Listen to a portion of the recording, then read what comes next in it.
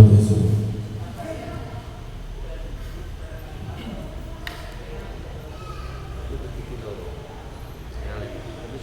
A'udzu billahi minasy syaithanir rajim. Bismillahirrahmanirrahim. Alhamdulillahi rabbil alamin.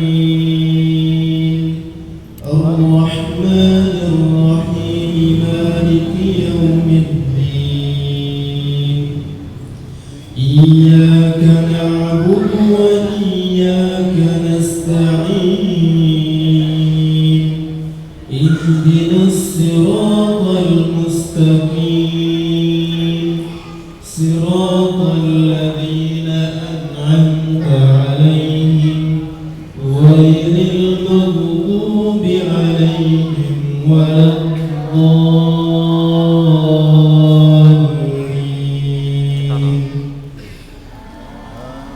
Bismillahirrahmanirrahim. Alif Lam Mim. Dzalikal kitabu la raiba fihi hudan lil muttaqin alladzina yu'minuna bil ghaibi wa yuqimunas salata wa mimma razaqnahum yunfiqun والذين يؤمنون بما أنزل إليك وما أنزل من قبلك وبالآخرة هم يوقنون أولئك على هدى من ربهم وأولئك هم المفلحون.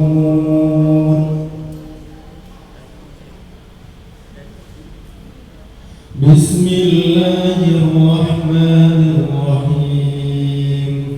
الله لا إله إلا هو الحي القيوم لا تأخذه سنة ولا نوم له ما في السماوات وما في الأرض من ذا الذي يشفع عنده إلا بإذنه يعلم ما بين أيديهم وما خلفهم ولا يحيطون بشيء من علمه إلا بما شاء وسع كرسيه السماوات والأرض ولا يؤوده حفظهما وهو العلي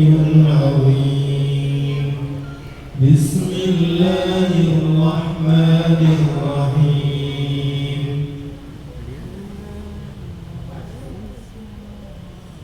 قل هو الله أحد الله الصمد لم يلد ولم يولد ولم يكن له كفوا أحد. بسم الله الرحمن الرحيم. قل أعوذ برب الفلق من شر ما خلق ومن شر غاسق إذا وقب ومن شر النفاثات في العقد ومن شر حاسد إذا حسد. بسم الله الرحمن الرحيم.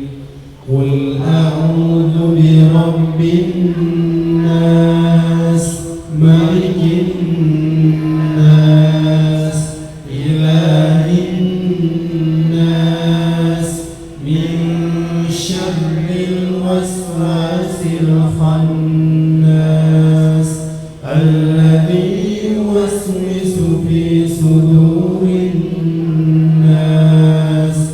من الجنة والناس. اللهم آمين.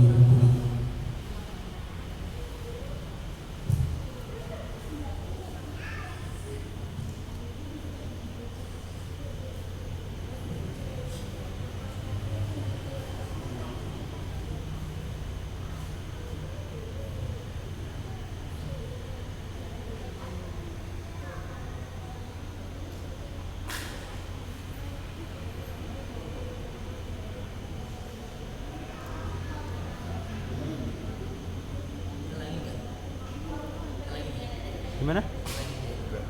Enggak apa-apa.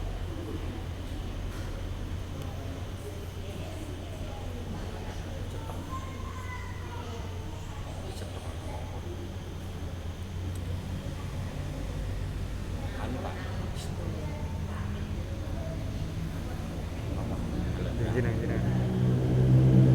Rasa ya.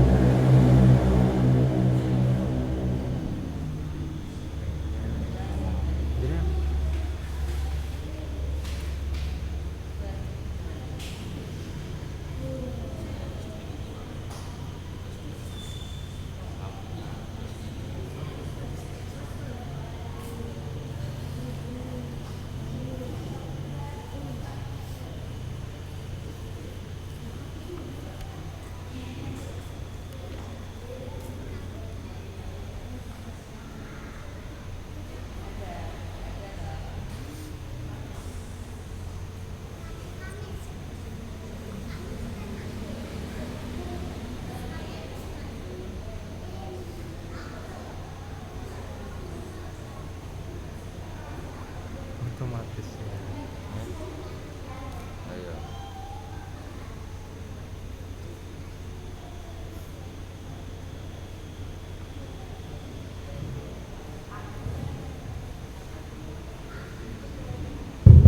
Bismillahirrahmanirrahim.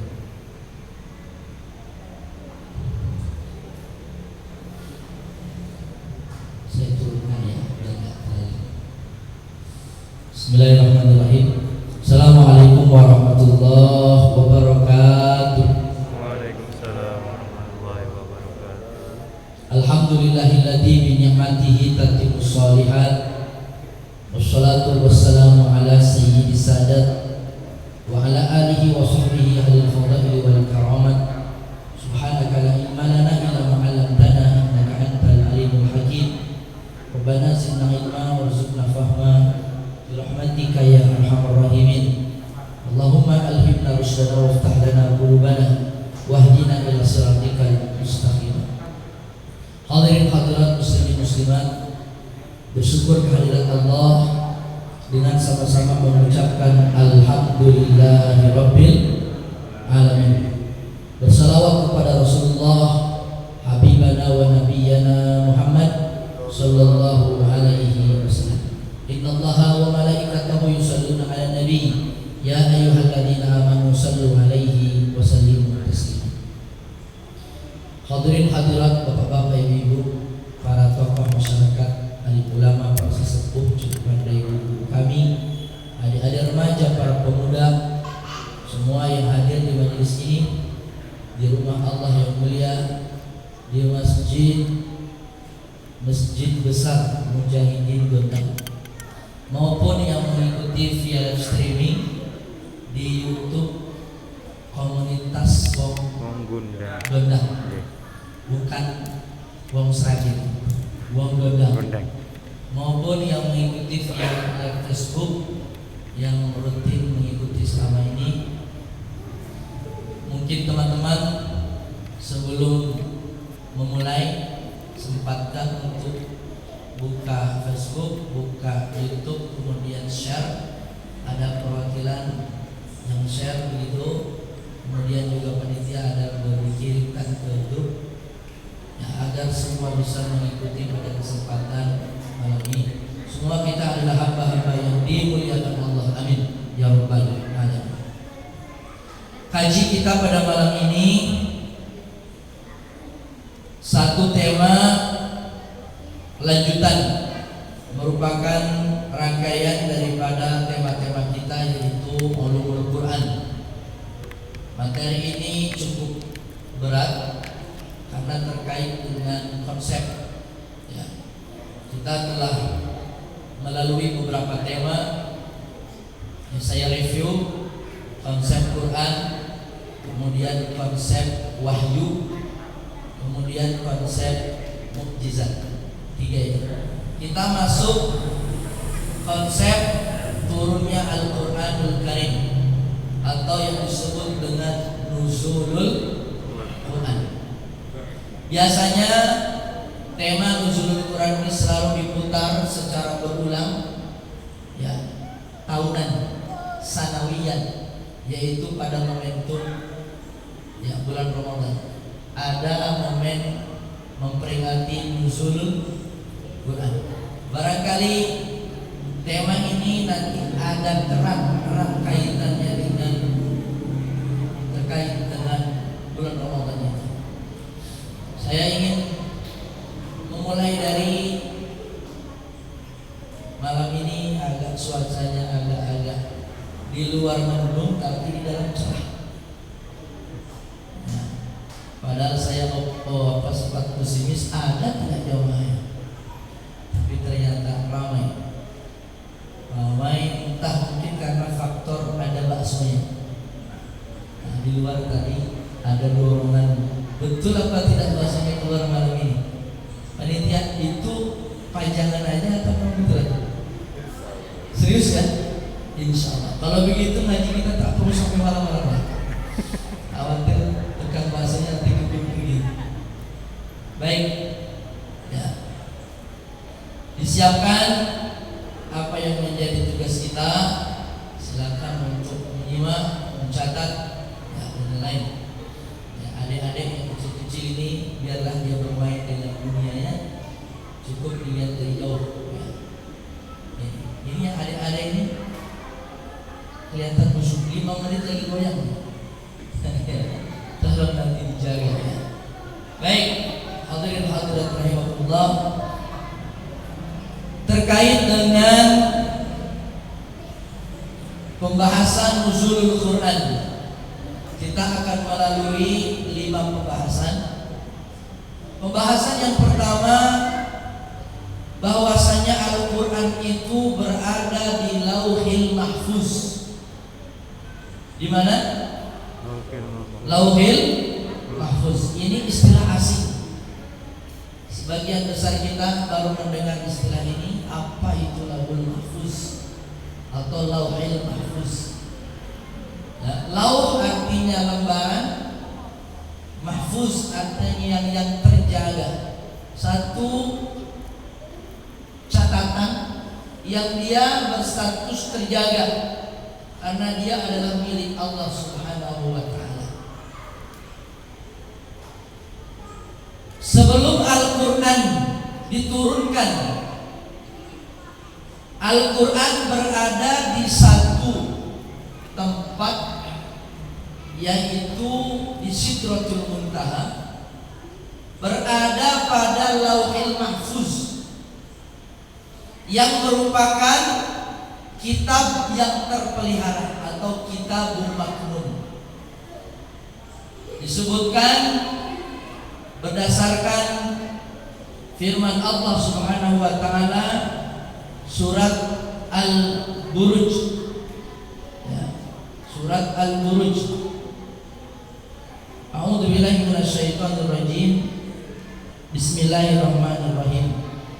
Bal huwa Qur'anun Majid fi lauhin mahfuz. Jadi disebutkan dia adalah Al-Quran yang mulia, fi lauhin mahfuz, berada di lauhil mahfuz. Jadi ini teori, ya, bukan pendapat ulama, bukan hadis Nabi, tapi Allah sendiri yang mengatakan. Ya. Disebutkan Al-Quran itu pada awalnya berada di lauhil mahfuz.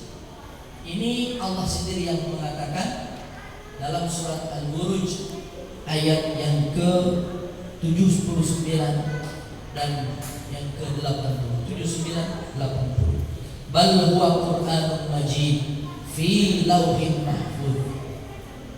Bahkan yang demikian itu adalah Al-Quran yang mulia, fi lauhin mahfuz, berada di lauhin mahfuz. Disebutkan juga di dalam surat Al-Waqiah ayat 77 sampai ayat 80. Innahu laqur'anun karim. Sesungguhnya dia adalah Al-Quran yang mulia. Fi kitabim maknun, ya, pada kitab yang terpelihara. Jadi istilah lain daripada Lauhil Mahfuz adalah kitabun maknun, ya. La yamassuhu illal mutahharun. Tidak ada yang menyentuhnya kecuali sosok yang disucikan. Tanzilun mir rabbil alamin, diturunkan, ya, dari Rabb sekalian alam, dari Rabb semesta alam.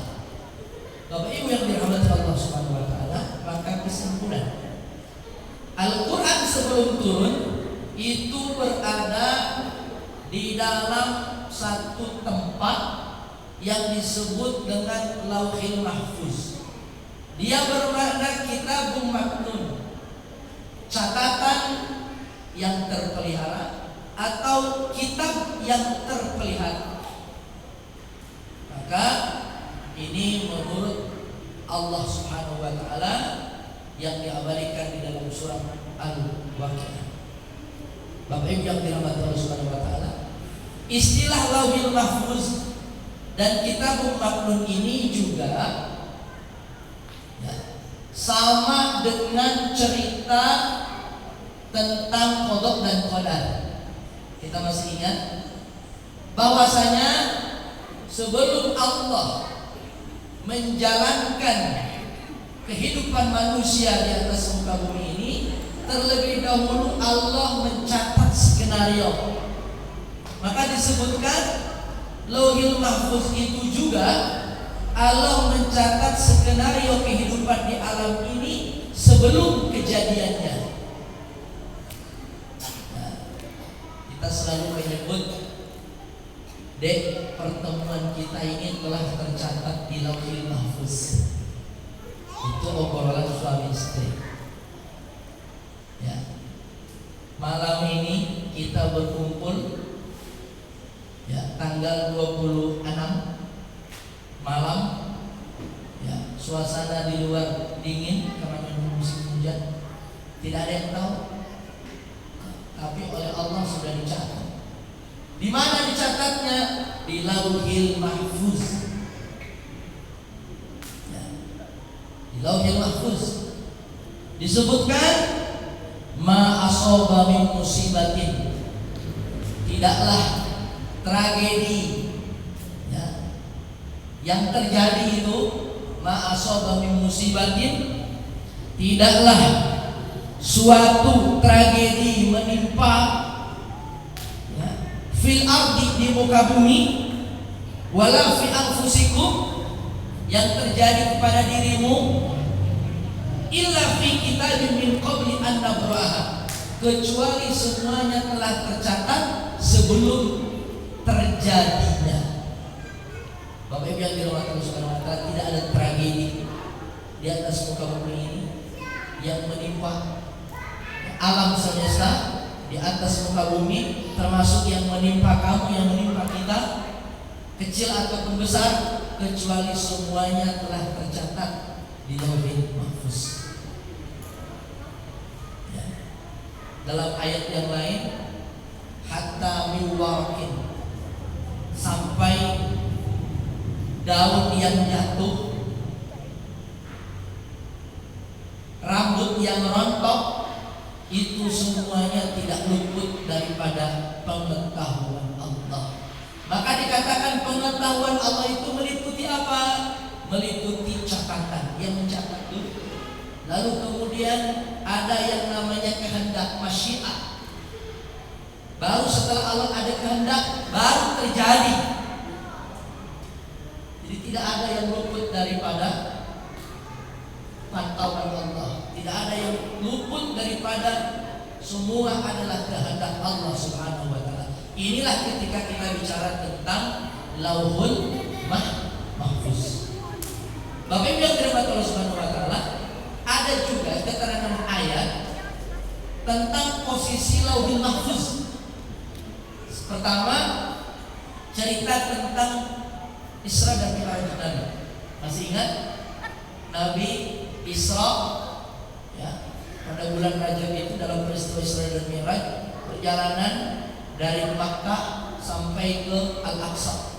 Lalu dilanjutkan ya, Mi'raj dari bumi ke atas dengan tahapan langit pertama, di situ ada pintunya. Langit kedua, di situ ada pintunya, ada penjaganya. Langit ketiga, keempat, kelima, sampai langit ketujuh. Lalu di situ ada namanya, disebutkan Baitul Ma'mur.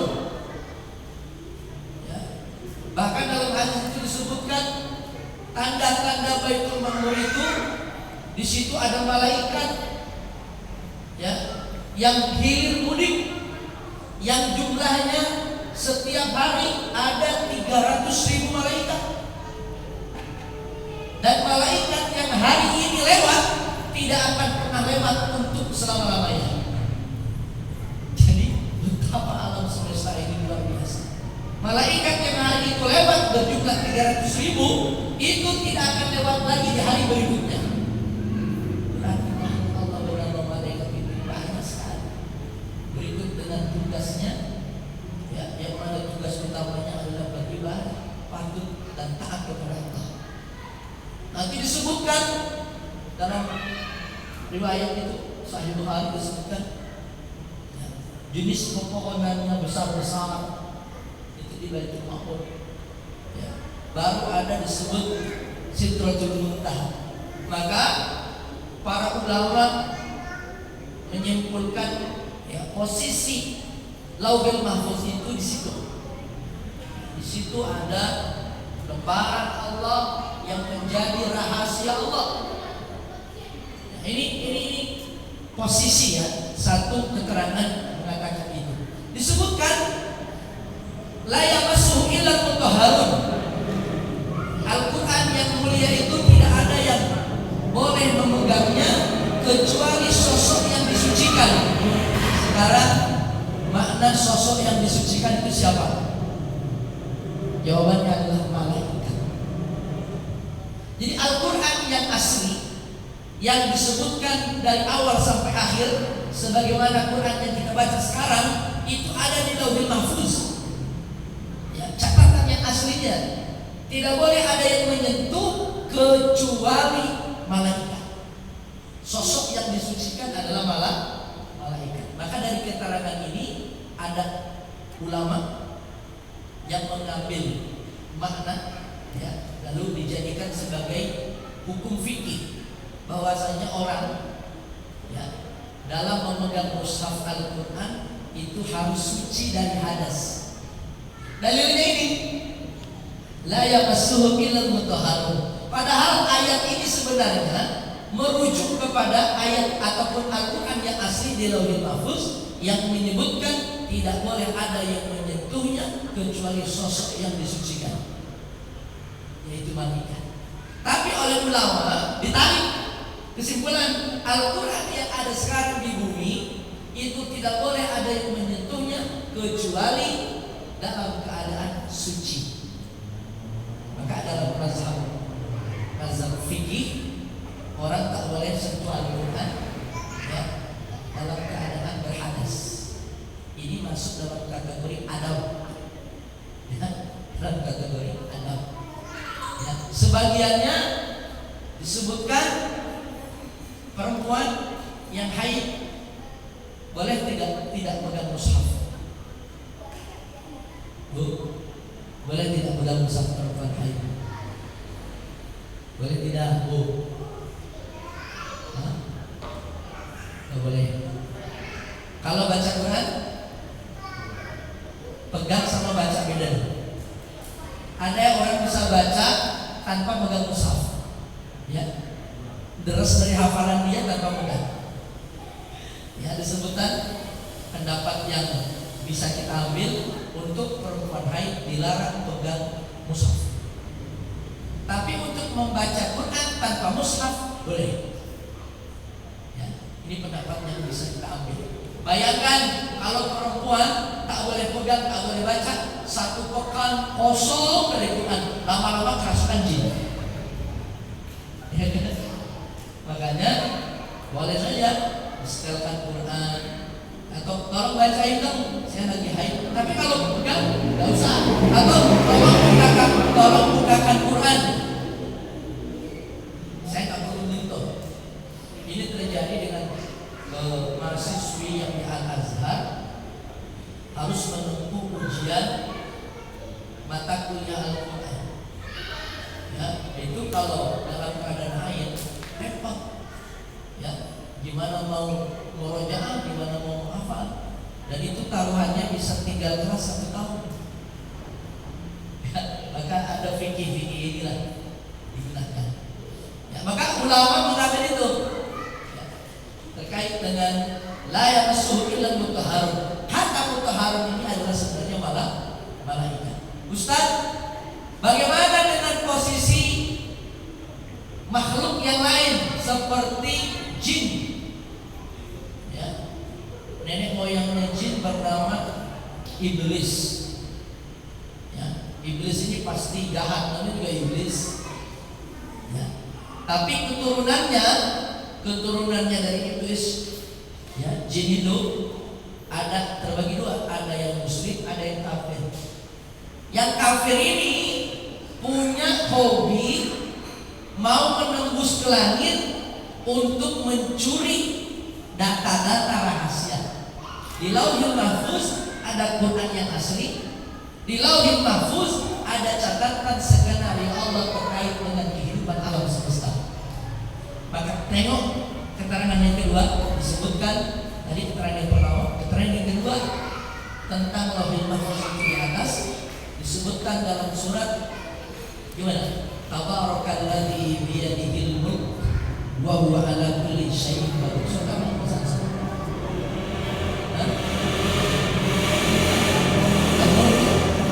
Allazi khalaqal. Motornya kenceng sekali ya. Ini dari tadi balik ya. Ini komunitas bedak bisa mengatasi dia. Karena oknumnya sama itu juga nih Pak. Ini mesti ini. Ya agak lucu. Sorry gue lama tak ditunggu ya. Sejak COVID. Tapi kita nggak COVID kan? Aman ya? Aman, sehat. Ya. Dalam surat Al-Mulk, tabarakalladzi biyadihil mulk wa huwa ala kulli syai'in qadir. Alladzi khalaqal mauta wal hayata liyabluwakum ayyukum ahsanu amala. Apa lagi? Disebutkan walaqad zayyana as-samaa'a ad-dunya bimasabiha wa ja'alnaha rujuman lisyayatin. Sekarang kami telah menghiasi langit. Walaqad zayyana as-samaa'a, kata Allah, kami sungguh telah menghiasi langit bimasabiha, ya, dengan kelap-kelipnya itu. Ini merujuk kepada apa? Kepada fungsi bintang. Ayat sebelumnya Allah berbicara tentang bintang. Walaqad zayyana as-samaa'a ad-dunya bimasabiha wa ja'alnaha rujuman lisyayatin. Dan kami jadikan bintang-bintang itu untuk melempar setan. Jadi ada setan yang mencoba merangsek ke langit, lalu kemudian oleh malaikat dilempar dengan bintang. Maka setan tak berhenti. Jadi dia naik ke langit, ya, dia tumbang dengan apa? Malaikat. Maka bolehlah kita ilustrasikan malaikat itu menjaga langit, lalu dia bersiap dengan panah Arjuna. Itu kalau yang nonton Mahabharata. Panah, lalu setan terjengkam. Kita yang bingung melihat Oh, ada bintang jatuh, ada meteor, macam-macam lagi itu, ada benda langit yang jatuh. Entah itu asteroid atau apa. Tapi menurut ayat ini bisa dikupas secara ilmiah, secara saintis. Nah, ini hebatnya Quran. Ya, gabungkan yang sifatnya imaniah dengan yang sifatnya ilmiah, saintifik. Karena ini domba saya tidak terlalu jauh, nanti saya dikritik oleh para ahli astronomi. Tapi secara ayat gitu, Allah menciptakan pernak-pernik di langit ini dengan berbagai macam jenis, ya, benda-benda angkasa, ya, itu punya banyak fungsi sebagai hiasan. Kita nggak bisa melihat jelas karena kita di negara tropis, tapi di negara-negara yang subtropis, terutama di masa cerah, di padang pasir itu bisa melihat dengan jelas keindahan itu. Ya. Ada fungsi yang lain sebagai petunjuk arah, petunjuk musim. Itu digunakan oleh orang-orang yang terlibat di pertanian, yang mesti berlayar, menjadikan petunjuk-petunjuk angkasa ini. Ya. Oleh orang-orang Babilonia, ya, astronomi berubah jadi astrologi. Sampailah ke kita, ya, ramalan-ramalan, gitu kan, bintang, rasi-rasi bintang itu sampai kepada kita. Maka terkait rasi bintang itu juga banyak kaitannya dengan dukun. Ya, ya. Jadi jin, setan itu bekerja dengan agen-agen setan, namanya dukun.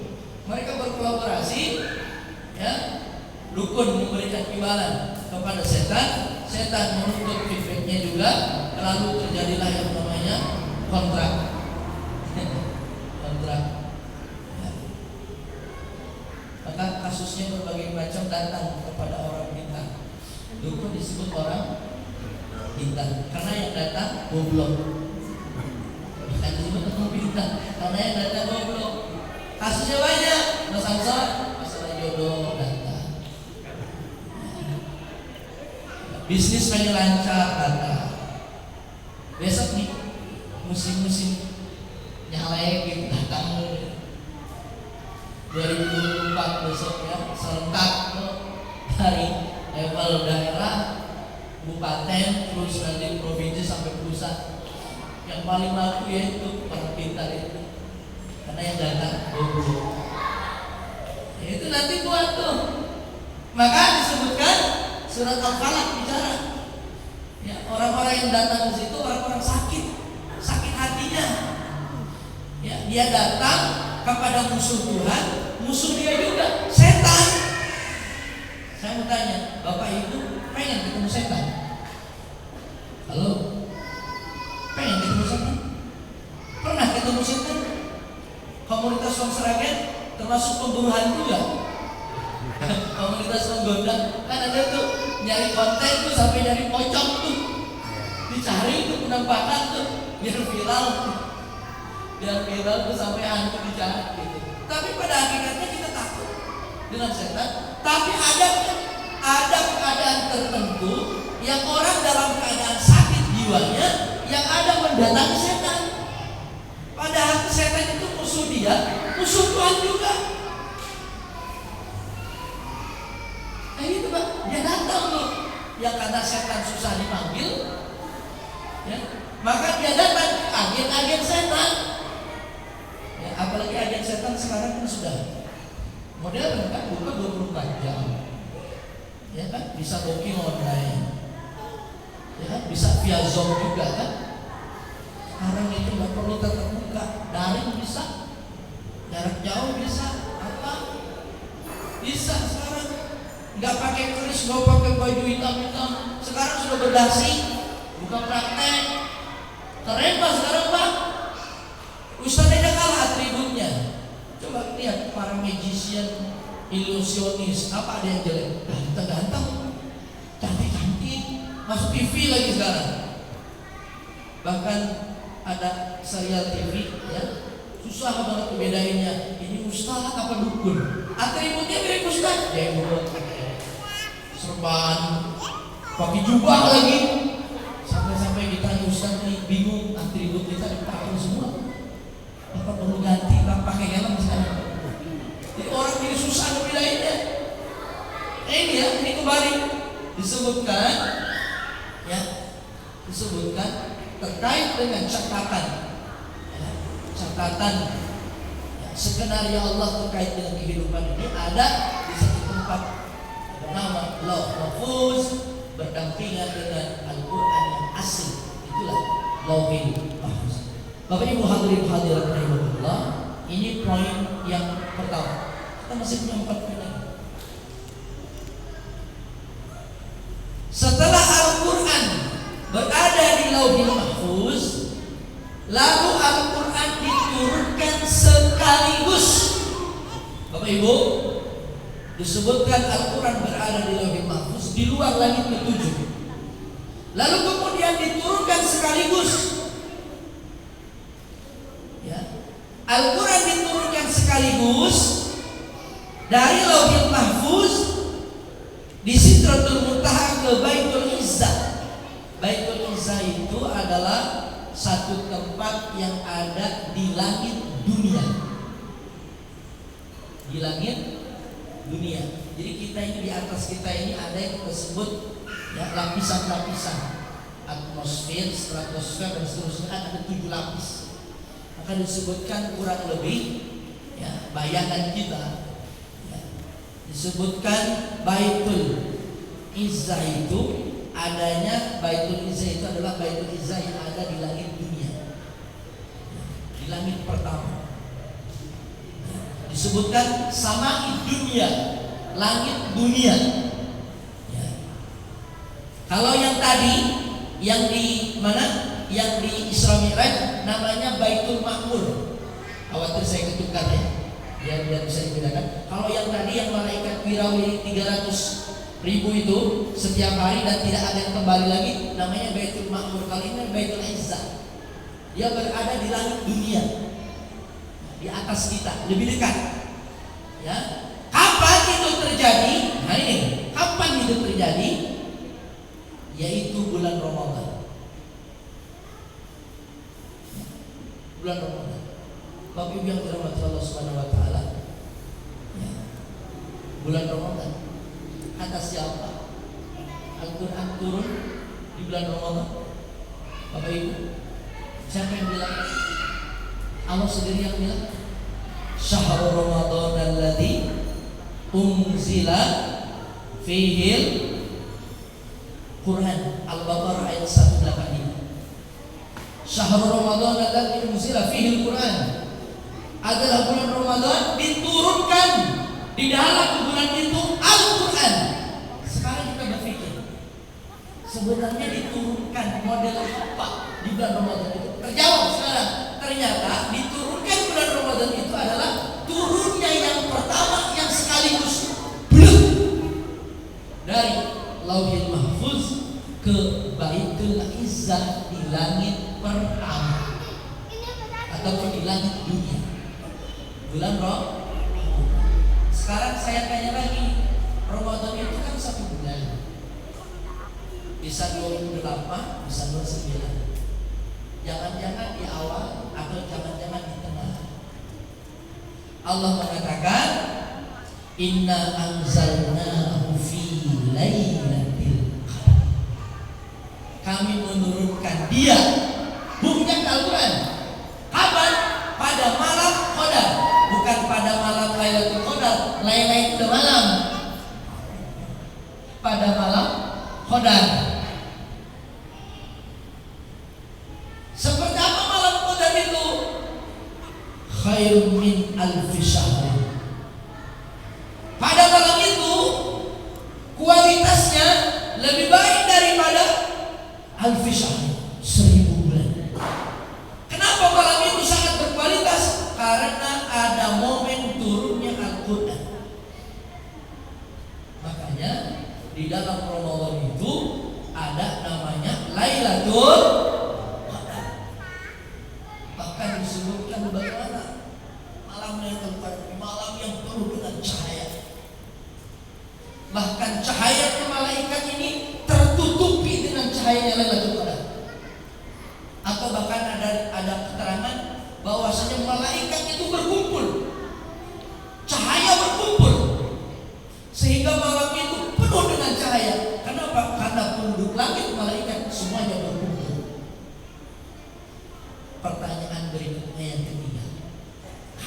Lailatul Qadar.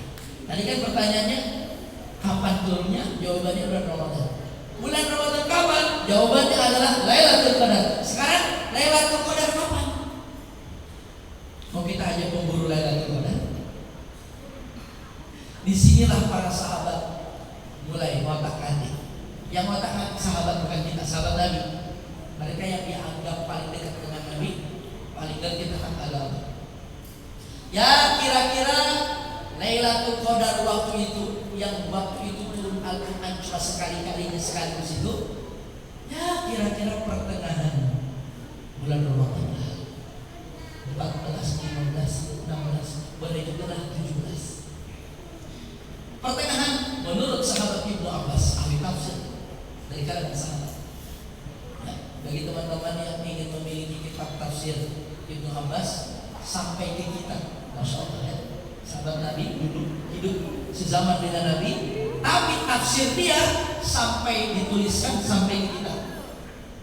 Ada kitab pendek segini tafsir, namanya Al-Iqbas fi Tafsir Ibnu Abbas. Itu karya Ibnu Abbas, dituliskan oleh para ulama.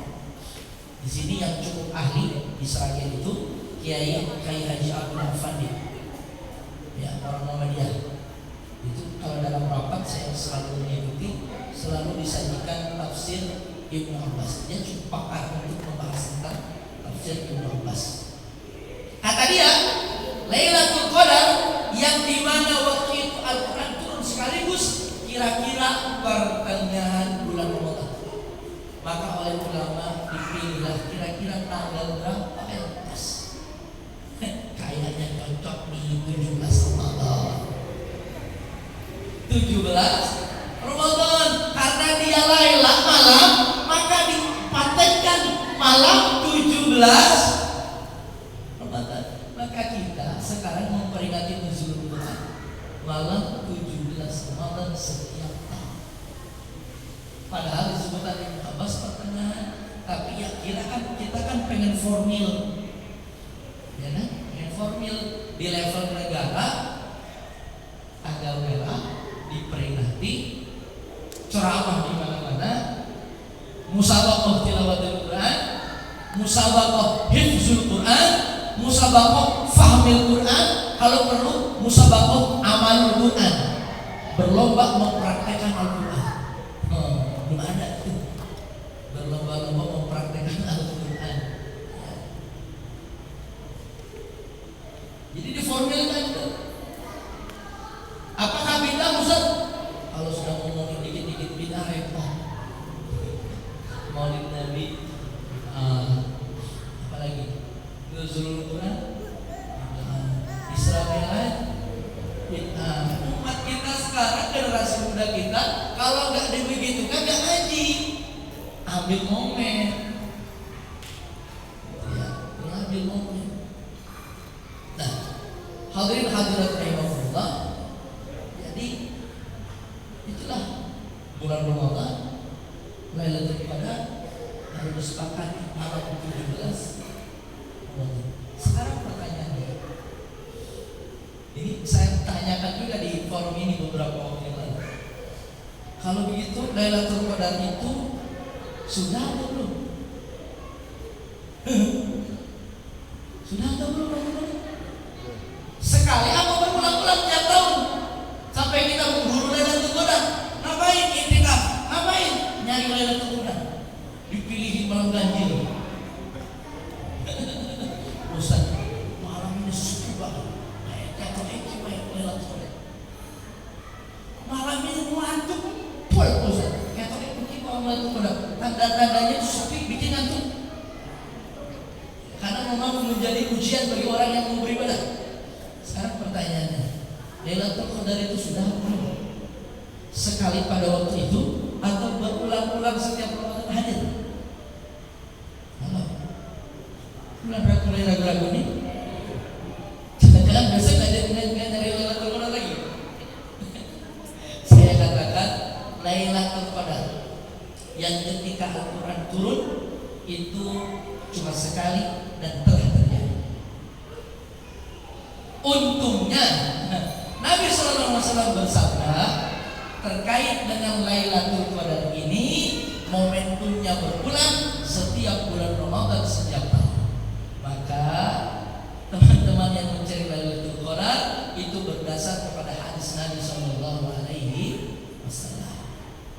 bulan Ramadan besok tetap memburu Lailatul Qadar. Tapi secara teori Lailatul Qadar yang sesungguhnya itu ketika turun Al-Quran dan itu terjadi dulu, ya telah terjadi. Hadirin hadirat rahimahullah, terkait dengan Al-Quran turun sekaligus pada bulan Ramadan, malam Lailatul Qadar, tujuan Allah adalah dalam rangka Allah memberitahukan kepada penghuni langit, kepada alam samawi, kepada para malaikat bahwasanya Al-Quran telah turun yang menjadi keistimewaan bagi umat terakhir, yaitu umat Muhammad yang merupakan umat terbaik sepanjang zaman. Umat Nabi Adam, umat Nabi Nuh, umat dan seterusnya sampai Nabi Isa, tidak ada umat yang lebih baik kecuali umat Nabi Muhammad sallallahu alaihi wasallam. Dapat keistimewaan banyak. Umat Muhammad tidak akan diazab kontan. Sejahat-jahatnya umat Muhammad, Allah tidak akan binasakan dengan azab seperti Nabi Nuh, kaum Lut dan sebagainya. Ini istimewa umat Muhammad. Umat Muhammad mau ibadah gampang. Kullu ardin masjid. Setiap tanah Allah orang boleh sujud di situ. Suci. Keistimewaan umat Muhammad. Air lautnya suci. Bangkai yang ada di laut suci. Keistimewaan umat Muhammad. Dulu orang mau ibadah harus di tempat tertentu, namanya mihrab, namanya tempat ibadah. Tempat tertentu umat Muhammad. Setiap pangkal tanah Allah itu adalah masjid. Jadi panjenengan mau sholat di mall silakan, mau sholat di pinggir jalan boleh, cuma mungkin di orang bahasa enggak. Ya, kalau di Indonesia agak aneh, tapi kalau di Timur Tengah biasa kita sholat Pak. Ya, yang tukang sapu-sapu itu yang suka membersih itu, waktunya azan asar dia sholat pinggir jalan, bikin jamaah. Ya, itu Pak, yang pekerja-pekerja pohon bikin PU itu waktunya zuhur dia buka keran, pinggir jalan banyak keran, langsung gelar koran, gelar kardus, gelar sejadah, pinggir jalan seorang sholat, nggak harus ke masjid dulu karena puluhan masjid. Ya, setiap tingkal tanah Allah itu keistimewaan.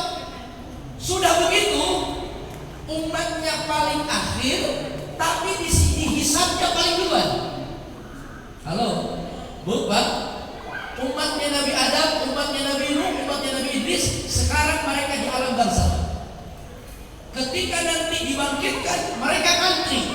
Tapi umat Muhammad meninggalnya paling akhir, hisabnya paling duluan. Sudah begitu, masuk surga paling duluan. Yang belakang itu, ya Allah, ya Allah, udah kita ingat, kita kan lahir duluan ke bumi, matinya juga kita mati duluan. Tapi itu kenapa umat Muhammad matinya mati terakhir, lahirnya lahir terakhir? Ya kan, masuk akhiratnya masuk akhirat terakhir. Kenapa hisab duluannya? Ini masuk surga duluan. Itulah keistimewaan umat Nabi Muhammad sallallahu alaihi wasallam. Maka dengan diturunkannya Al-Quran secara sekaligus, Allah memberitakan, menyampaikan informasi kepada seluruh penghuni samawi, yaitu para malaikat. Bapak Ibu yang dirahmati Allah, nampaknya konsumsi sudah tua. Silahkan untuk dinikmati. Monggo silakan. Nanti keburu dingin, keburu anyak. Ya, saya juga mohon izin untuk minum. Kepada para audien, jangan suzon. Saya minum pakai tangan kanan. Kalau yang sana aman. Tapi yang ini Pak, kalau Ustaz minum pakai tangan kiri. Ini sudah saya sampaikan. Bismillahirrahmanirrahim. Monggo operator.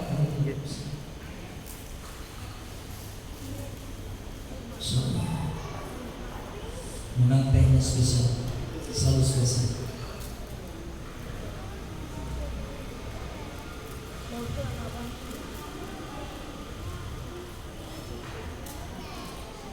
Ya, ini. Kita lanjutkan. Yang ketiga,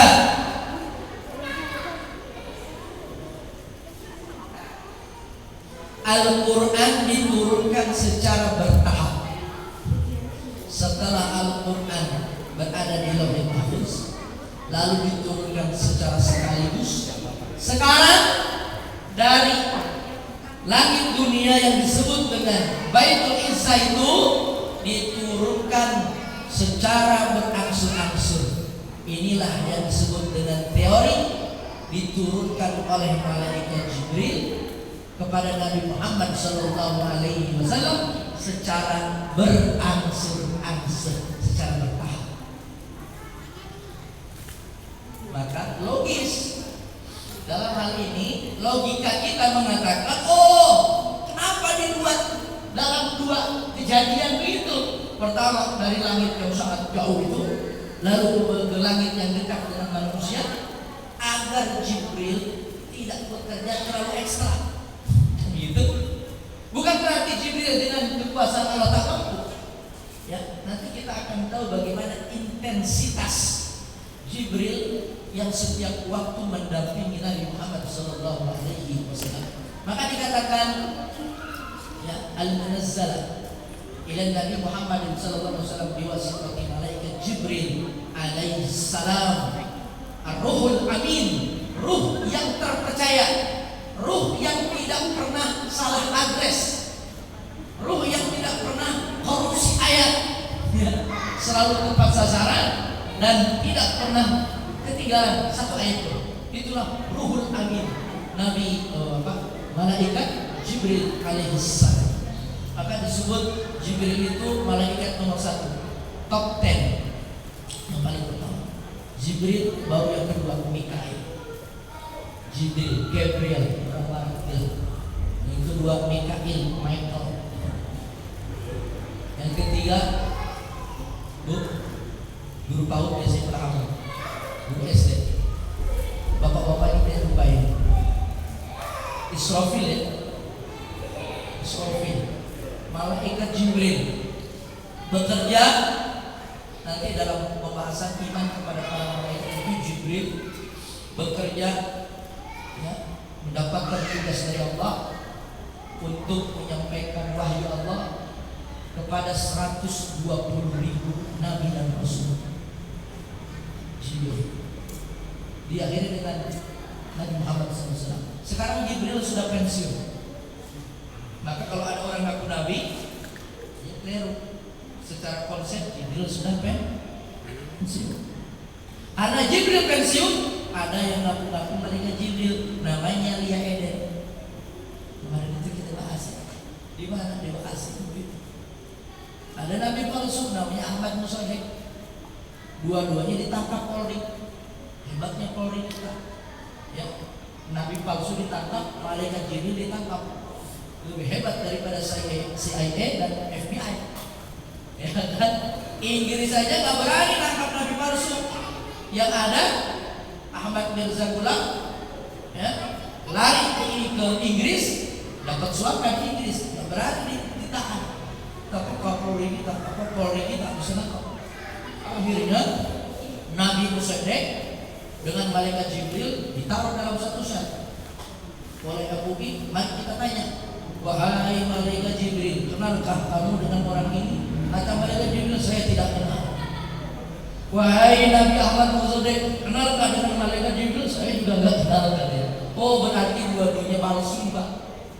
Mestinya mereka saling kenal. Disebutkan Ruhul Amin, ruh yang terpercaya. Masya Allah, ruh yang terpercaya. Maka tidak benar klaim orang Syiah. Orang Syiah itu pada awalnya mengklaim kalau Ali adalah khalifah setelah Nabi Muhammad SAW.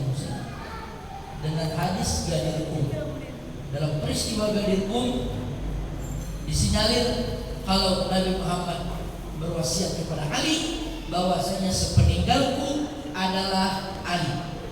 Usia Ali waktu itu belum 30 tahun. Orang-orang Syiah berkeyakinan bahwa peristiwa Ghadir itu adalah wasiat yang harus ditunaikan. Tapi kan pada kenyataannya Abu Bakar yang jadi, berikutnya Umar.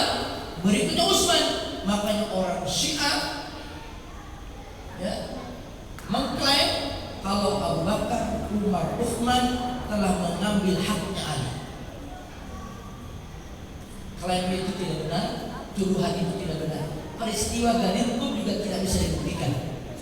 Dalam tradisi Arab tidak mungkin orang diberikan tampuk kekuasaan sebelum usia 40 tahun. Nabi jadi rasul itu usia 40 tahun. Usia 40 tahun itu adalah usia matang fisik, matang mental. Makanya ketua RT, ketua RW, lurah kalau bisa usia 40 tahun ke atas. Jangan remaja, apalagi bupati, wali kota, repot. Ya, gak usah terusin. Ya, cukup sampai situ aja. Nanti kesananya malah ngurusin sepak bola, bukannya ngurusin rakyat. Tidak kan? APBD dipakai untuk urusan bola lagi. Tidak kan? Udah terusin, repot tadi. Apalagi ini streaming lagi. Gitu ya. Secara tradisi orang Arab tidak terbiasa ngasih ke anak muda. Itu tradisi. Jadi klaim mereka secara tradisi gak benar. Ya, apalagi secara ilmiah dibuktikan apakah perkataan itu benar, siapa saksi-saksinya, kan mesti dibuktikan sanadnya kan begitu, jelas atau tidak. Kemudian mereka mengklaim bahwa Abu Bakar telah berkhianat, Umar berkhianat, maka setelah itu mereka mulai mengkafirkan Abu Bakar, mengkafirkan Umar. Berikut anaknya Abu Bakar, Aisyah, ikut dikafirkan. Perang Syiah. Itu belum apa-apa. Semakin ke sini, makin gila. Oh, jadi Jibril itu salah adres. Enggak jelas tuh. Jibril itu mestinya ngasih wahyu ke Nabi Muhammad, bukan ke Muhammad, tapi ke Ali. Bayangin, Nabi jadi Rasul usia 40, Ali bin Abi Thalib baru 7 tahun. Masa jadi Nabi masih baru 7 tahun? Makin gila bukan? Jadi nggak mungkin malaikat salah, ya kan? Nanti ada malaikat Munkar Nakir, malaikat Raqib Atid, malaikat Israil. Malaikat Israil salah nyambut nyawa. Nggak ada begitu. Ya, inilah para malaikat yang disebut dalam tradisi kita adalah malaikat Jibril. Itu adalah malaikat yang disebut paling pertama. Akan keutamaannya disebut dengan Ruhul Amin, ruh yang terpercaya, Ruhul Amin. Bapak Ibu dirahmati Subhanahu wa taala, maka Al-Qur'an itu datang secara berangsur-angsur dari Jibril kepada Nabi Muhammad SAW dengan rincian di Makkah selama 12 tahun 5 bulan 13 hari, digenapkan jadi 13 tahun. Al-Quran datang kepada Nabi Muhammad secara bertahap, berangsur-angsur, kurang lebih selama 13 tahun. Kita sebut aja 13 tahun gitu ya. Ya, maka ini disebut periode Makkah. Ya, periode Makkah. Nanti dalam teori yang lain disebut Makkiyah.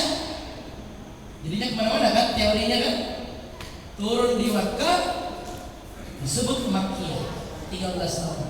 Dalam rentang dakwah Nabi ini disebut periode Makkah. Dakwah Nabi di Makkah disebut periode Makkah. Apa? 13 tahun. Seiring dengan turunnya Al-Quran selama 13 tahun. Ya. Kapan dimulai? Kapan berhenti? Dimulainya 17 Ramadan. 17 Ramadan berarti peristiwa di Gua Hira itu bulan Ramadan. Iqra bismi rabbikal ladzi khalaq. Ya, disebutkan dalam konsep bagaimana wahyu datang. Jibril datang dengan 2 cara, dalam bentuk dengan mukaddimah, bunyi lonceng. Itu yang membuat Nabi depresi berat. Ya. Yang kedua, Jibril datang dalam bentuk laki-laki, berpakaian putih, seorang pemuda yang gagah. Jibril. Dalam peristiwa yang pertama itu, ya, disebutkan bulan Ramadan pada usia Nabi yang ke-41. usia 40 nginjak 41. Ya. Berhenti Rabiul Awal usia yang ke-54.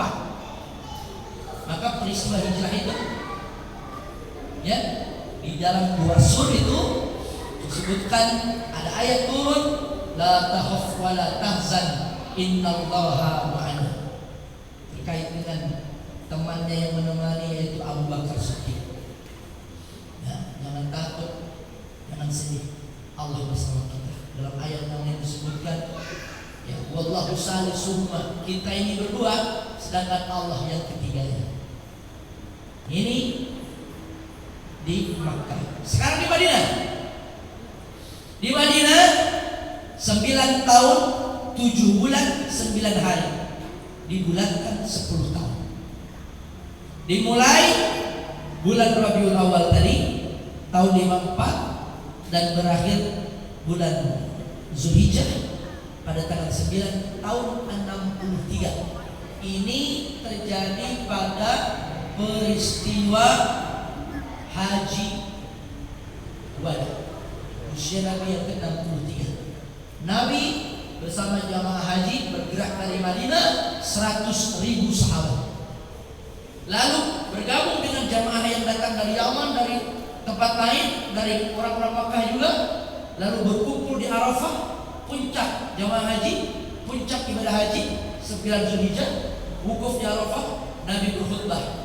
Syekh Abu Zur'ah mengatakan, menurut sensus perkiraan jamaah yang hadir adalah 114.000 sahabat. Ada yang mengatakan 140.000 sahabat. Berarti ketika Nabi wafat, minimalnya jumlah sahabat Nabi segitu, 100.000, 114.000 sahabat. Maka di situ Nabi bersabda, ayat turun, Allah Ta'ala berfirman, al-yawma akmaltu lakum dinakum wa atmamtu alaikum ni'mati wa raditu lakum al-Islam. Wallahu a'lam bishawab. Jadi ya, singkat cerita, Makkah 13 tahun dan Madinah 10 tahun, maka dibulatkan Al-Quran turun berangsur-angsur selama 23 tahun. Sampai sini bisa diterima? Bisa dipahami? Tenanan, nanti ujian semester loh. Baik. Hikmahnya, kenapa diturunkan secara berangsur-angsur? Enggak sekaligus. Kenapa? Apa Muhammad kurang pinter? Apa Jibril nggak sanggup? Nah, ini mesti ada hikmahnya. Ya, kita bagi hikmah bagi Rasulullah. Yang pertama, meneguhkan hati beliau. Orang-orang jahiliyah, orang-orang Makkah komplain, laula nuzilal Qur'ana jumlatan wahidah. Kenapa sih Quran itu tidak diturunkan sekaligus? Mereka itu orang pintar, mereka paham sejarah. Biasanya kitab suci, ya, baik itu berupa kitab atau berupa suhuf, turun kepada para nabi dan rasul itu secara sekaligus. Kitab Zabur kepada Nabi Daud sekaligus, Taurat kepada Moses sekaligus, Perjanjian Lama kepada Isa, Injil sekaligus. Tapi kenapa Al-Quran tidak sekaligus? Mereka pintar tidak? Nggak buta sejarah, tahu, maka komplain. Jadi merasa mereka punya amunisi untuk menyerang Muhammad, Nabi baru yang baru itu kedapatan ya wahyu yang baru. Laula nuzilal Qur'ana jumlatan wahidah. Lalu dijawab, kadzalika linutsabbita bihi fuadak. Demikianlah Allah turunkan Al-Quran itu dalam rangka meneguhkan hatimu. Bapak Ibu, perhatikan ayat-ayat yang turun di Makkah itu sangat cocok dengan kondisi beliau Nabi SAW. Bisa dibayangkan, berjuang sendirian, tidak ada sokongan teman, sahabat, tidak ada sokongan dana, yang ada istri tercinta, paman Abu Thalib, itu pun tidak berakhir bahagia, tidak mau syahadat. Di awal-awal didukung kaum papa, miskin, budak, Bilal. Yasin. Apa yang diharapkan dari mereka? Barulah ada yang masuk Islam, Umar bin Khattab, berubah peta perjuangan. Tapi pada awal-awal berat. Oh, rupanya Al-Quran yang turun itu dalam rangka meneguhkan hati Nabi. Seolah-olah Allah mengatakan, Muhammad, perjuanganmu tidak sendirian, aku selalu bersamamu. Ini buktinya kita terus komunikasi. Maka Al-Quran itu sebagai komunikasi Allah dengan Nabi Muhammad sallallahu alaihi wasallam. Maka ketika turun wadduha wal laili idza saja, ma wadda'aka rabbuka wa ma qala. Lama tak turun wahyu, sampai-sampai Nabi galau. Kemana Jibril tak datang? Seolah-olah Nabi menyukai tidur. Sampai-sampai Abu Lahab, Ummu Jamilah istrinya Abu Lahab mengejek Muhammad. Muhammad telah ditinggalkan oleh Tuhannya. Muhammad telah ditinggalkan oleh yang punya junjungan. Kasihan memang. Diejek tuh. Zahabas syaitanu Muhammadun, katanya. Setan Muhammad telah meninggalkan Muhammad. Gila ya, Allah dibilang setan. Setannya Muhammad telah pergi. Lama gak turun wahyu, kasihan Muhammad tuh. Lantung, ngelamun, bawa pohon gitu. Kehilangan backup. Baru turun surat Ad-Duha. Yang disebutkan ma wadda'aka rabbuka wa ma qala. Tidaklah Tuhanmu membuatmu sedih dan tidaklah Tuhanmu menterlantarkanmu. Tenang aja. Jadi dalam ada riwayat ketika Jibril datang, Jibril, kenapa kau tak datang? Sampai aku diejek. Kata Jibril, di mana aku datang? Di rumahmu ada bangkai anjing. Dikatakan ada pembantu Nabi resik-resik, ada bangkai anak anjing yang mati, gak ketahuan. Maklum negara subtropis, bangkai yang kering tidak cepat tercium, dia cepat kering. Disitulah ada makna orang yang memelihara anjing di rumah, malaikat rahmat tak mau masuk. Saat-saatnya kejadian ini. Ustaz, kalau begitu saya pelihara anjing biar malaikat Israel tak mau masuk. Itu lain lagi. Kalau malaikat Israel masuk aja dia, kalau waktunya masuk aja dia. Hadirin hadirat rahimakumullah, jadi itu Al-Quran datang dalam rangka meneguhkan Nabi Muhammad sallallahu alaihi wasallam. Ya, Bapak Ibu yang dirahmati Allah Subhanahu wa taala, bayangkan dalam peristiwa perang Badar, kalau itu bukan karena pertolongan Allah, sebutan dalam ayat ittastaghiitsu rabbakum, ingatlah ketika engkau memohon kepada Allah.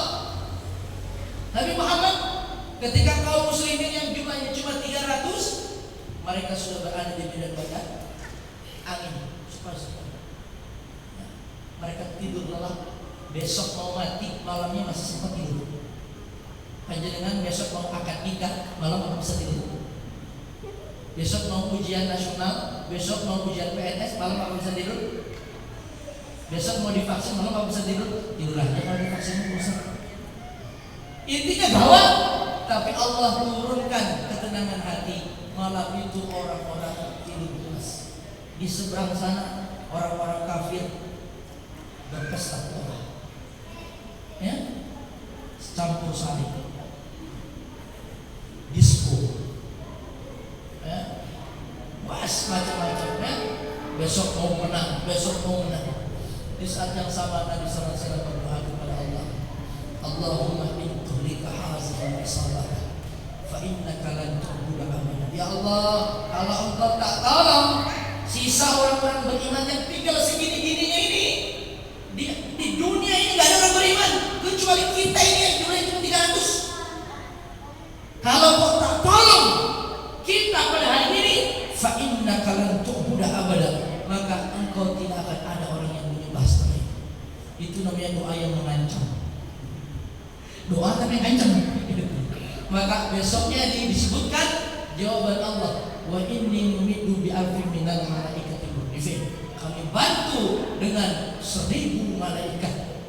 Maka ketika Nabi SAW memimpin peperangan, Jibril sudah ada di atas bukit dengan memimpin pasukan malaikat. Jibril.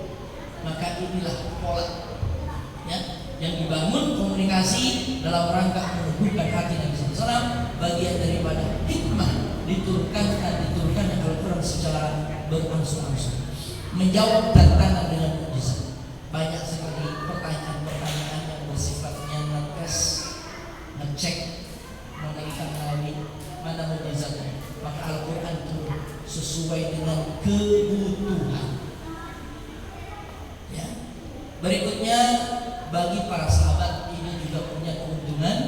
Keuntungan pertama adalah lebih memudahkan hafalan dan pemahaman. Bapak Ibu, Al-Quran datang sedikit-sedikit lalu dihafalkan. Nabi menghafal Quran. Nabi tidak pandai mencatat dan menulis. Hikmahnya, tuduhan orang Muhammad mengarang Quran, Muhammad mereka-reka Quran. Jawabannya, kalau Nabi tidak bisa baca tulis, tapi Nabi hafal Quran. Itulah metode Jibril dalam mengajarkan Nabi Al-Quran dengan metode langsung hafalan. Didikte, diulang-ulang, Nabi menghafalkan. Begitu juga dengan para sahabat. Mereka mendapatkan hafalan dari Nabi, tapi segera setelah itu para sahabat banyak yang pandai mencatat dan menulis. Jadi kondisi umum itu sebenarnya saja para sahabat itulah nanti pandai mencatat dan pandai menulis. Maka ada seorang sahabat namanya Zaid bin Sabit, ya, oleh Nabi SAW dikirim untuk belajar kursus bahasa Ibrani. Zaid, aku ini banyak diejek oleh orang Yahudi. Mereka ngomong apa kita nggak paham. Kalau begitu kau belajar bahasa Ibrani. Zaid bin Sabit diberi beasiswa oleh Lazisme. Keluar setelah beberapa waktu balik. Kau sudah balik lagi? Lapor ya Rasul, bahasa Ibrani tuntas. Tufanmu bilang 1000. Rupanya sudah dapat tufan 1000. Dalam waktu 14 hari Zaid bin Sabit sudah cerdas, Zaid bin Sabit kuasai bahasa Ibrani. Artinya bagaimana Nabi mendidik para sahabat membaca. Dalam peristiwa Badar banyak orang-orang musuh yang ditawan. Apa cara mereka biar lepas? Satu, bisa tukar tawanan. Yang kedua, siapa di antara kamu yang bisa mengajar 2 orang baca tulis bebas? Orang-orang barat sangat terkesan. Mereka mengatakan tidak pernah ada dalam sejarah militer manapun sebagaimana orang Islam memperlakukan tawanan perang menjadi guru. Tawanan perang disuruh ngajarin baca tulis. Kalau bisa 2 orang bebas. Betapa Islam sangat memperhatikan masalah pendidikan. Nabi melakukan itu. Dan itu terkait dengan memudahkan hafalan, kemudian juga memudahkan pemahaman. Tidak sedikit orang yang hafal Quran tapi belum tentu paham. Lebih aneh lagi, nggak hafal ya nggak paham. Udah gitu malas baca lagi. Ya, ini. Berikutnya relevan dengan peristiwa. Setiap ayat yang turun itu disesuaikan dengan peristiwanya. Bapak Ibu, sesuatu yang sesuai dengan kejadian, momentum itu biasa ingat terus. Ingat terus. Malam ini akan makan bakso. Oh, materi makan bakso itu adalah nuzulul Quran. Ingat pokoknya nuzulul Quran, bakso nuzulul Quran. Oh itu.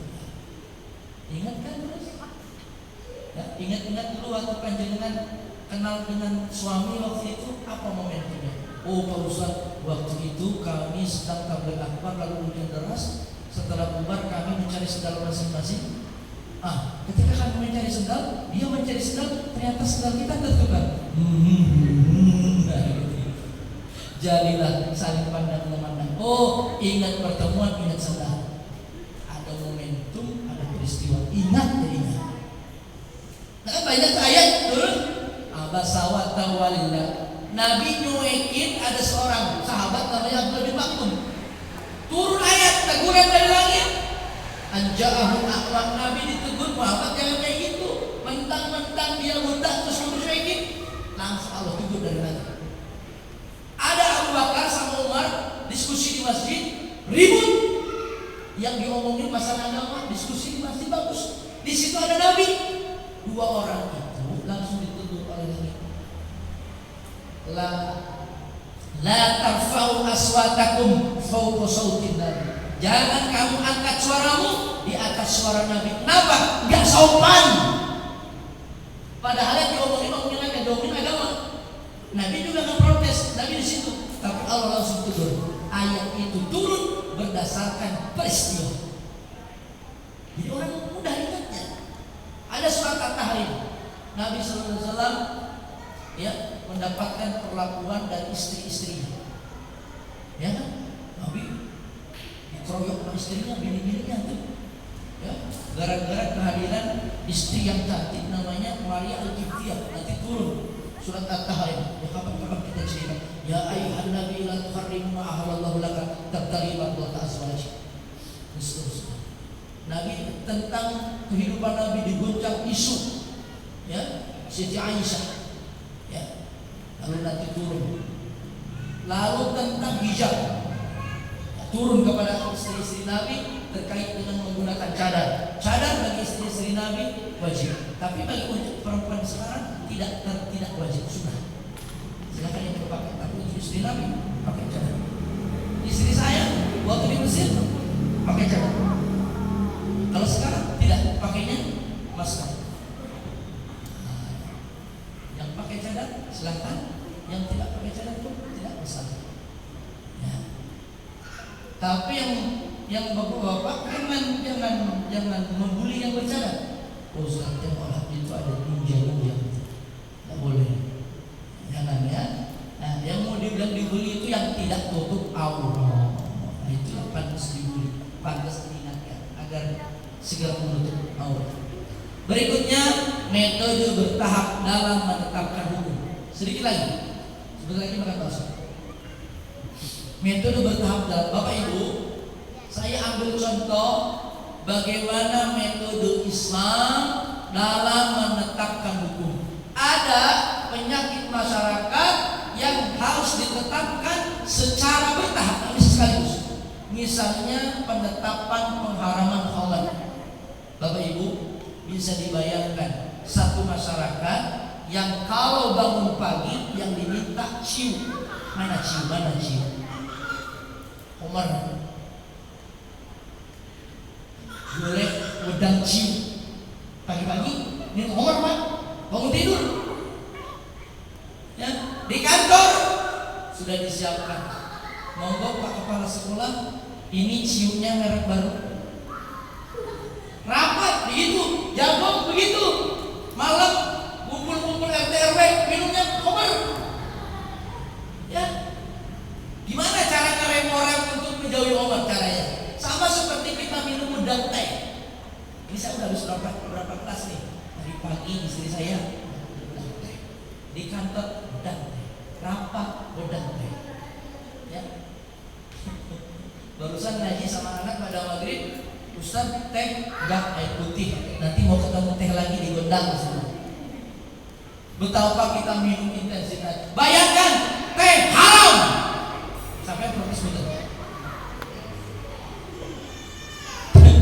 Pak, nggak bisa mikir kalau nggak ngopi nggak teh ya, nggak bisa. Nah ini bagaimana caranya? Maka disebutkan beberapa ya tahapan-tahapan dalam mengharamkan khamr. Misalnya disebutkan dalam ayat ya, dalam ayat misalnya ini yas'alunaka 'anil khamri wal maisir. Mereka bertanya tentang khamr. Ya, bagaimana Islam itu memandang khamr? Lalu Nabi SAW menjawab, kul fihi ma ismun kabir wa manafi'u linnas wa ithmu ma akbar min naf'ihima. Lalu Nabi menjawab melalui Al-Quran, katakan dalam khamr itu ada baiknya, ada buruknya, ada positifnya, ada negatifnya. Tapi negatifnya lebih banyak daripada positifnya. Positifnya di mana Ustaz? Wa minas samar wa minan nahili wal a'nabi tattakhiduna, dan dari kurma dan dari anggur ya kamu peras. Disebut an-nabiz. Khamr itu yang diperas, di blender, diambil saribatnya. Lalu difermentasi ya dengan satu proses, maka dia mengandung alkohol, lalu jadilah khamr. Bapak Ibu, kan timbang jual kurmanya, jual anggurnya, sedikit untungnya. Lebih baik diproses lalu jual. Itu bisnis yang mengasihkan, berlipat-lipat. Disimpan makin lama, minumnya makin asik.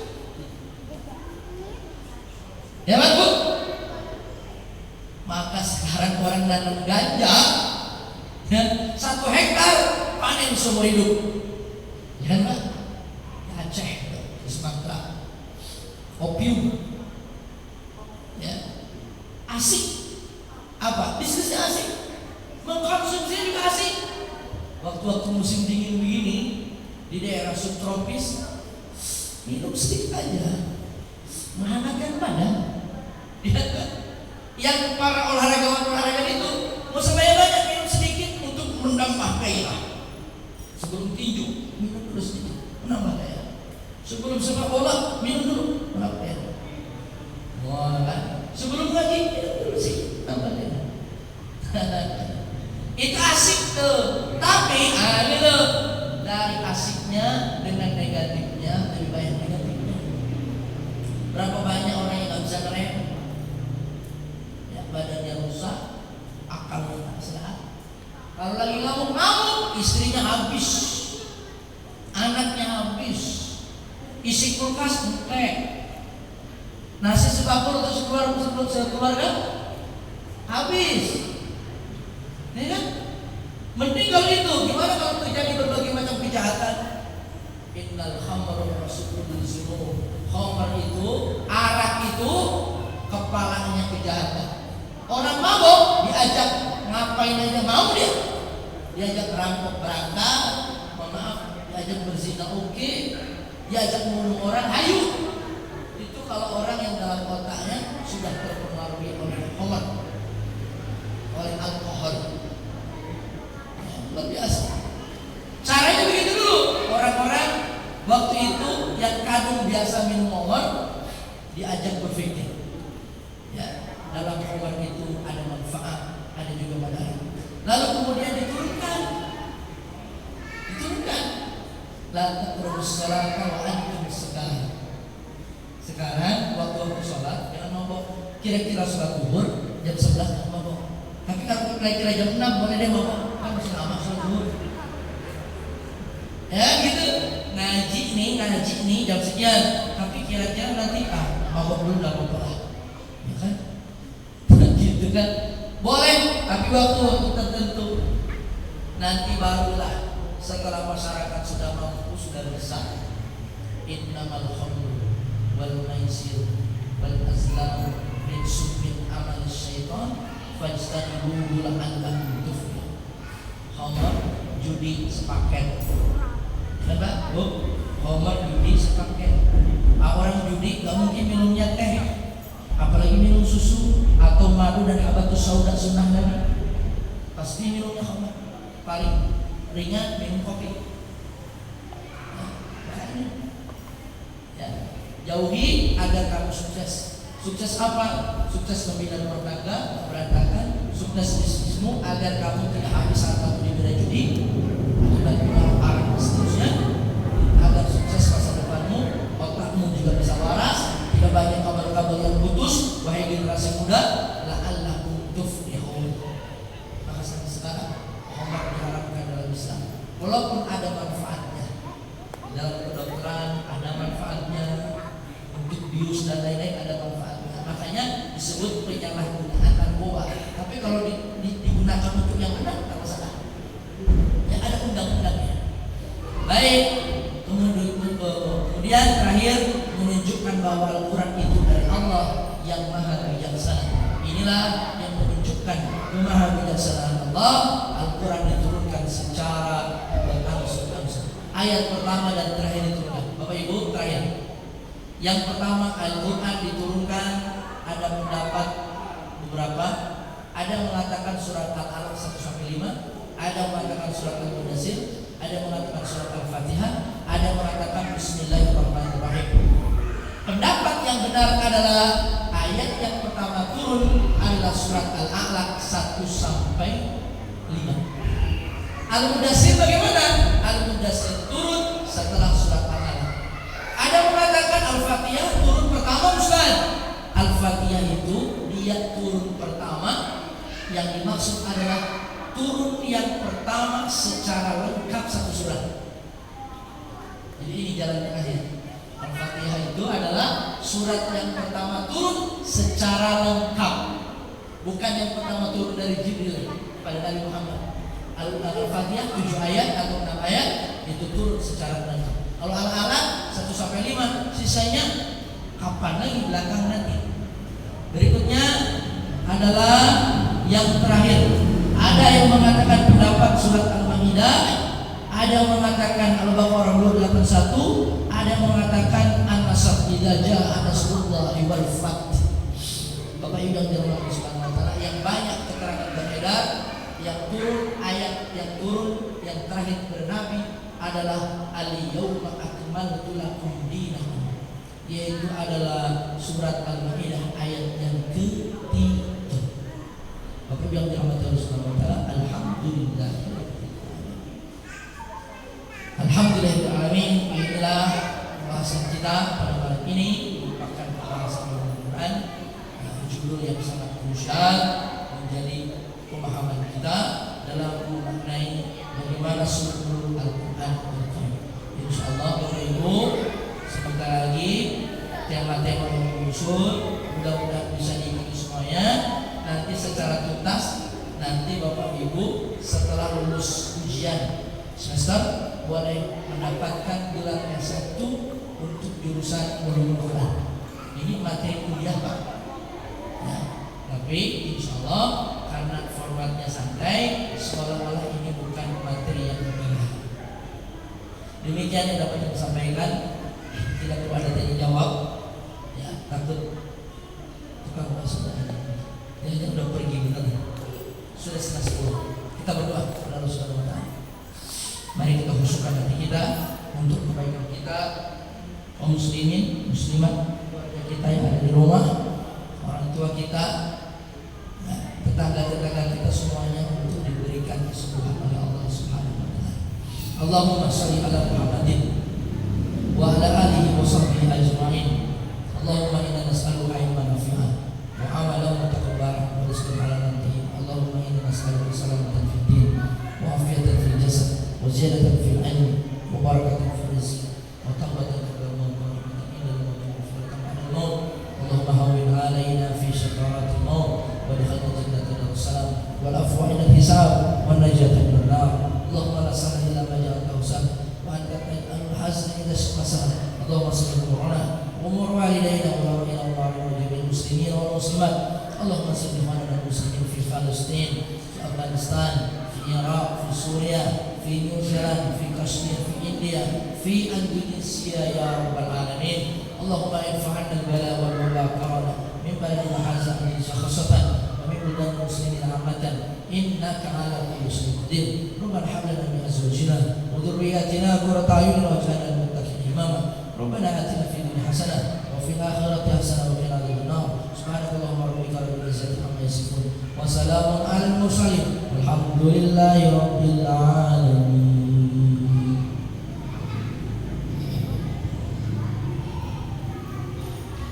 Adana Allah wa iyyakum ajma'in. Assalamualaikum warahmatullahi